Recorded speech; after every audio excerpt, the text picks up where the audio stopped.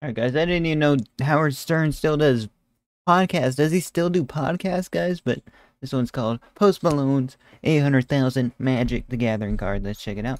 What is the highest amount of money you ever paid for a Magic the Gathering card? $800,000. Look at you. Oh, that's so much, man. Money, man. $800,000. At that point, you're just like, I don't know, you got so much money, you don't gotta worry about anything and ever, man. That's so awesome. It was an artist print. Chris Rush signed A Black Lotus? Okay. Black Lotus. Oh, because it's signed, guys. We know that's the most expensive. Man, 800K, guys. But why is a piece of cardboard worth such a vast sum of money? And then the other one is, holy boosh! That's a freaking Black Lotus! Bro, if you get that, you better not ruin it, man. You could bend the side or something. And it's no longer a pristine 10. Magic the Gathering is a massive... I do think the grading system is an awesome thing that cards have now, guys. Like, grading systems are awesome. popular collectible card game enjoyed by over 40 million players worldwide that generate... It's more than a Yu-Gi-Oh! Unfortunately, bro. That means there's less money that could be made talking, being a Yu-Gi-Oh! I mean a Magic the Gathering. You know what I mean? You make more money as they make more money. They have bigger tournaments, bro. It's kind of sad, like, you know what I mean? Oops.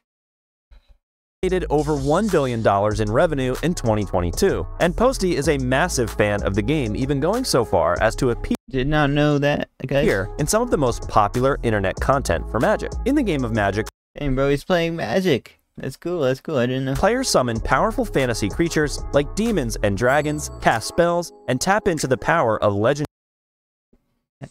Hey, if I ever get famous, I'll be known as the YouTuber that likes video games. I'm sure a lot of YouTubers like video games. I mean, musicians and stuff. Legendary artifacts. Like, they're gonna be bored, they're gonna be basically retired. They got millions and millions of dollars. Like the Black Lotus. Even if you've Wait, what's it say anyways? Add 3 mana of any single color to your choice to your mana pool, then it is discarded. Tapping this artifact can be played as an interrupt. I'm sure that's not even a good card in today's meta, but... Black Lotus. Even if you've never played the game yourself, you might have heard of that last Thank you for the follow. one. The Black Lotus is the most famous Magic the Gathering card And if it is a good card, they probably reprinted it a million times. ever printed, perhaps for the sole reason that it has garnered ridiculous prices at auctions over the years. You'd be looking at But why? What is causing us to choose this one as the most, as a 50 to most expensive card? Well, have a good one, man. $75,000. Oh my gosh. Yeah, right. In 2021, a copy sold for $511,000, and another sold in March of 2023 for $615,000. Too much, man. They're just trying to break the record, I think. I'm kidding, but... Dang, bro, it's a trading card game. Magic the Gathering, the grandfather Logan Paul's 5 million purchase is more than this, though, guys, right? His Pikachu card.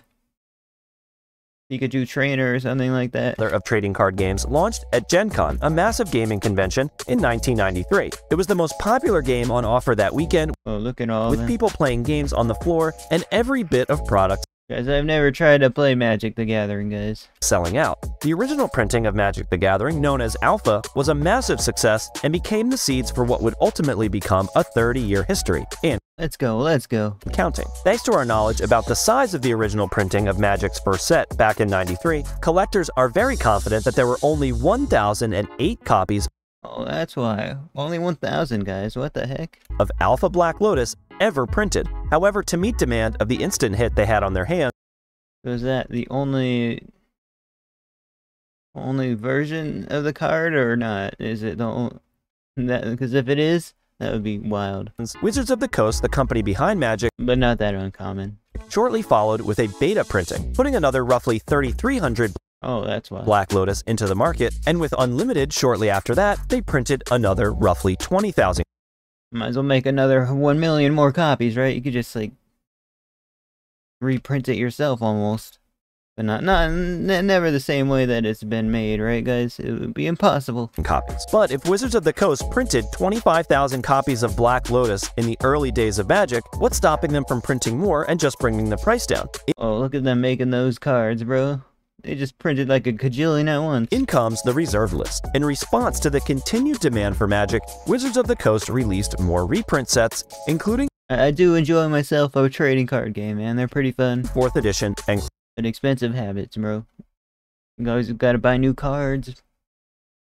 Gaming isn't that expensive. You just find one game you like. Chronicles. However, powerful cards like the Black Lotus were left out of these sets. What? Cards in 4th edition and Chronicles were also differentiated from other releases by a Add 1 mana of any pool to your any color to your mana pool. Play this as an interrupt. Oh, that's an old school card. 1995, guys. That was 2 years after I was born. white border, and it was thought this would be enough to help the original printings of cards retain their value and collectability. But what sets Magic apart from other collectibles is its popularity as a game first. And since those game pieces were made more readily available, despite the white border policy, card prices tanked and collectors panicked.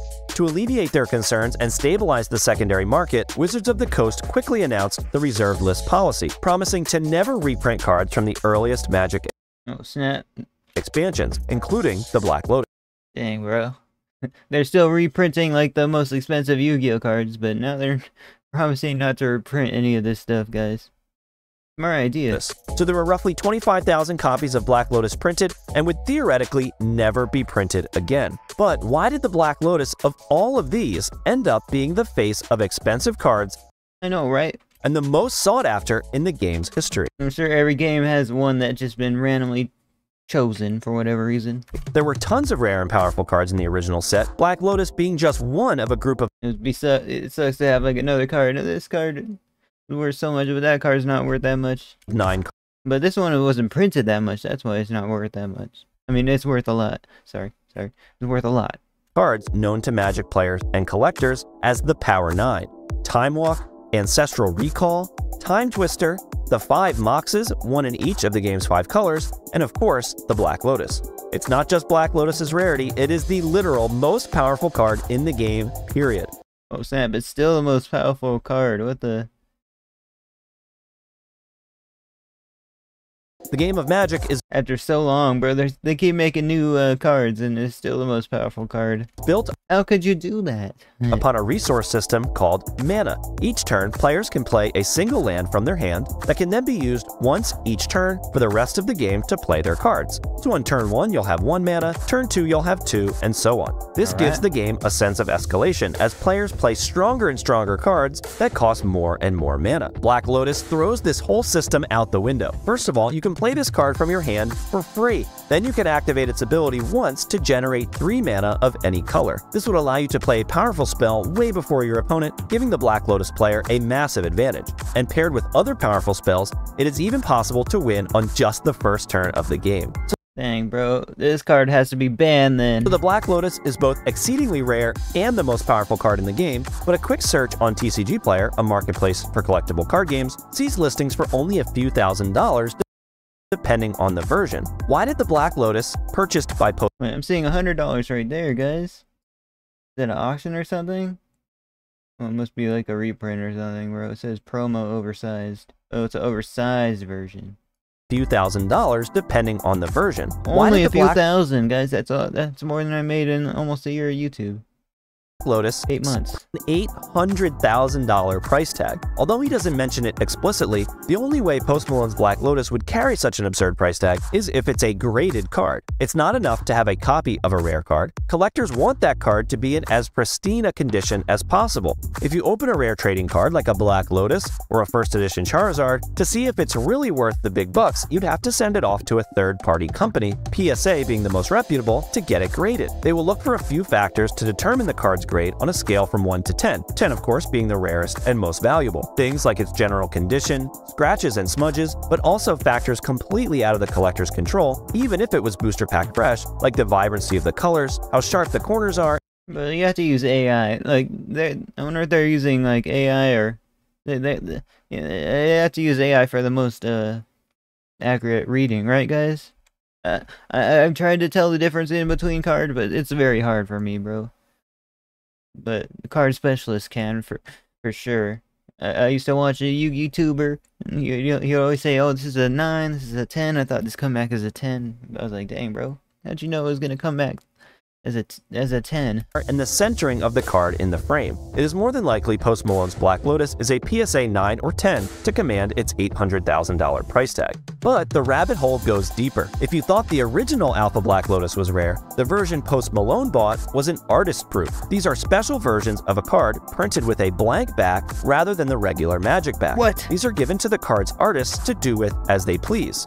They aren't tournament legal, but thanks to their rarity, they have become popular collectibles in the Magic community. It is believed that only Oh yeah, for sure. The artist is spending all that time on the back of the card. 50 Black Lotus artist proofs exist, given to Christopher Rush, the artist behind the now famous Black Lotus painting, making them significantly rarer than the 1,008 that were printed in Alpha. Post Malone's copy is also signed by the artist, who unfortunately passed away in 2016. Oh, what?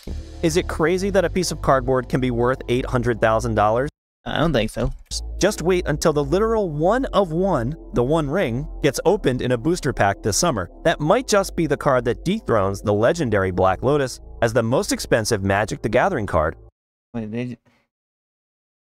only posted one card. They only reprinted it. They only made one of this card, bro. Guys, if somebody pulls it, imagine it's just like a random kid and they just throw it away or something. Oh my gosh, it's a cool channel, guys. It's a new channel, but it's a cool video. Check them out in the description. See you guys in the next video. Like, comment, subscribe. Maybe become a Twitch Prime press the join button later, guys.